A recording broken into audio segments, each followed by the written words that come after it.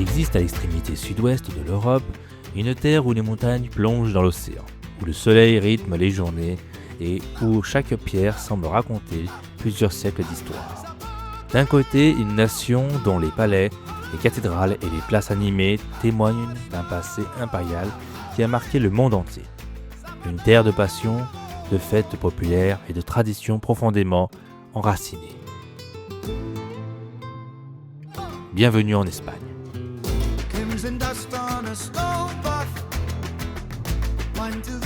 De l'autre, un pays tourné vers l'Atlantique, façonné par les vents marins et l'appel du large. Une nation qui, avec ses grands navigateurs, a ouvert les premières routes vers des continents encore inconnus, laissant son empreinte bien au-delà de ses frontières. Voici le Portugal.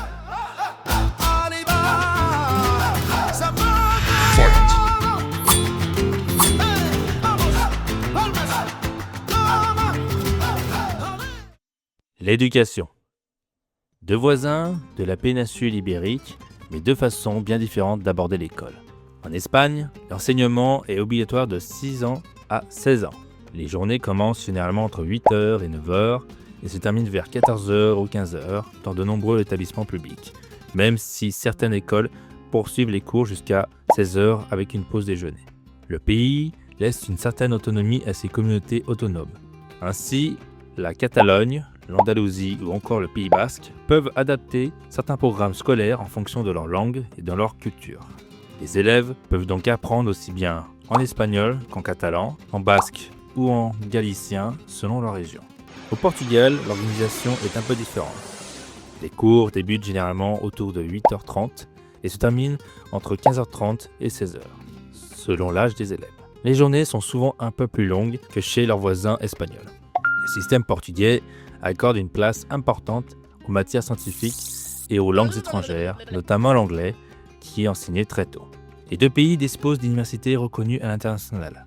L'Espagne attire chaque année des milliers d'étudiants grâce à des établissements comme Madrid, Barcelone ou Salamanque, tandis que le Portugal séduit de plus en plus avec des universités de Lisbonne, Porto ou Coimbra, l'une des plus anciennes d'Europe. Au final, les deux systèmes offrent un enseignement solide, mais l'Espagne mise davantage sur la diversité régionale, alors que le Portugal privilégie une organisation plus homogène à l'échelle nationale. Le monde du travail.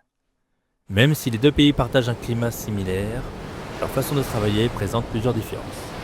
En Espagne, la semaine de travail tourne généralement autour de 40 heures, même si de nombreuses entreprises expérimentent désormais des horaires plus flexibles. Le secteur des services domine largement l'économie, notamment grâce au tourisme, au commerce et à la restauration.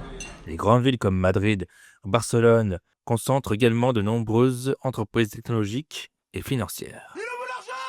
Pendant longtemps, l'Espagne était célèbre pour sa célèbre sieste.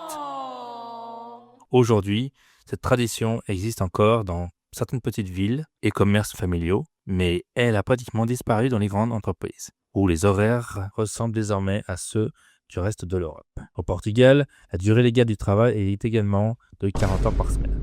Le pays s'est fortement développé ces dernières années grâce aux nouvelles technologies, aux centres de services internationaux et au tourisme. Lisbonne est devenue l'une des capitales européennes les plus attractives pour les entreprises numériques et les jeunes entrepreneurs, attirant de nombreuses sociétés étrangères. Le coût de la vie reste généralement un peu inférieur à celui de l'Espagne dans plusieurs régions, mais les salaires moyens sont également plus faibles. Dans les deux pays, la qualité de vie est souvent privilégiée. Les pauses déjeuner sont importantes, les relations entre collègues restent relativement conviviales et l'équilibre entre vie professionnelle et vie personnelle est devenu une priorité croissante. Le mode de vie des citoyens. Le soleil, la mer et une ambiance chaleureuse. C'est souvent ce qui vient immédiatement à l'esprit lorsqu'on pense à l'Espagne et au Portugal. Pourtant, leur mode de vie possède chacun leur propre identité. En Espagne, les repas rythment véritablement la journée. Le déjeuner est souvent pris entre 14h et 15h, tandis que le dîner commence rarement avant 21h, parfois même plus tard dans les grandes villes. Les Espagnols aiment vivre dehors. Les terrasses restent animées jusqu'à tard dans la nuit, surtout pendant l'été où les températures élevées poussent les habitants à sortir une fois la chaleur retombée. il fait moins chaud. Les fêtes occupent également une place importante. Chaque région possède ses propres traditions, comme les Fallas de Valence, la Feria de Séville ou encore la célèbre Tomatina.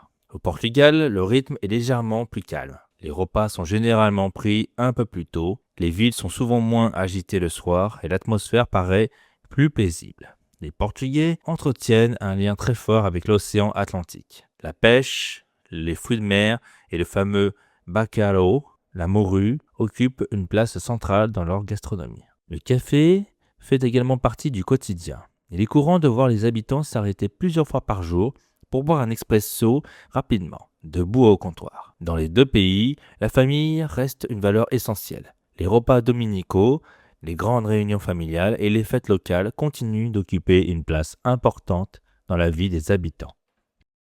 Histoire et identité culturelle. L'Espagne et le Portugal partagent la même péninsule depuis des siècles.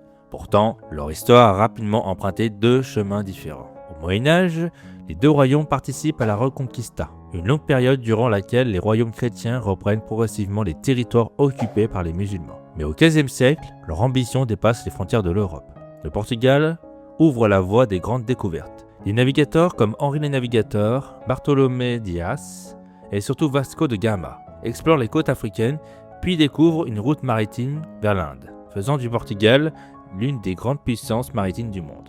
L'Espagne suit rapidement. En 1492, Christophe Colomb, soutenu par des rois catholiques, traverse l'Atlantique et atteint le continent américain, ouvrant la voie à la création de l'immense empire espagnol. Pendant plusieurs siècles, les deux royaumes contrôlent des territoires répartis sur plusieurs continents. Le portugais devient la langue officielle du Brésil, tandis que l'espagnol s'impose dans une grande partie de l'Amérique latine. Mais leurs relations ne sont pas toujours paisibles. En 1580 et 1640, le Portugal passe sous la couronne espagnole lors de l'Union ibérique. Pendant 60 ans, les deux pays sont dirigés par le même roi. En 1640, les Portugais retrouvent leur indépendance après une révolte qui marque profondément leur identité nationale. Aujourd'hui encore, cette période reste un symbole important de la volonté portugaise de préserver sa souveraineté. Culturellement, les deux nations affichent également des différences marquées.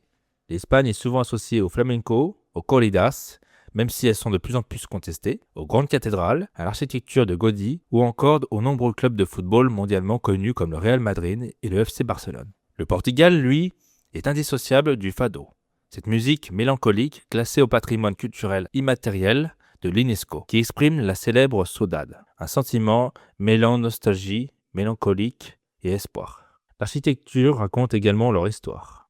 Les azulejos portugais décorent encore aujourd'hui d'innombrables bâtiments, tandis que l'Espagne mélange l'héritage romain, influences mauresques et monuments gothiques dans un patrimoine exceptionnel. Malgré leurs différences, ces deux pays entretiennent aujourd'hui des relations étroites au sein de l'Union européenne. Conclusion. L'Espagne et le Portugal partagent une même péninsule, un climat ensoleillé et des siècles d'histoire commune. Pourtant, derrière cette proximité géographique, se cachent des identités bien distinctes. L'une s'est construite autour de ces grandes régions et ses traditions passionnées et d'un immense héritage culturel. L'autre a regardé vers l'océan, portant son regard au-delà de ses frontières grâce à ses grands explorateurs. Au final, il ne s'agit pas de savoir quel pays est le meilleur, mais de comprendre ce qui rend chacun d'eux unique. Et vous, lequel de ces deux voisins ibériques vous attire le plus, l'Espagne ou le Portugal? Dites-le moi dans les commentaires. Et maintenant, nous allons tourner la roulette pour savoir le prochain duel de pays. C'est parti.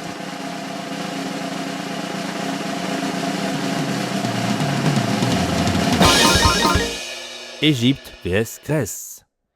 Oh, cette prochaine vidéo promet d'être très intéressante. Je vous fais un petit spoil. Je ne parlerai pas forcément du présent, mais également du passé, comme la Grèce antique par exemple. Cette fois-ci, l'histoire sera le thème prioritaire. Cette vidéo sera différente des autres vidéos, tout en comparant chaque culture. Voilà, n'oubliez pas de vous abonner et surtout, à la prochaine pour un voyage mémorable qui nous attend.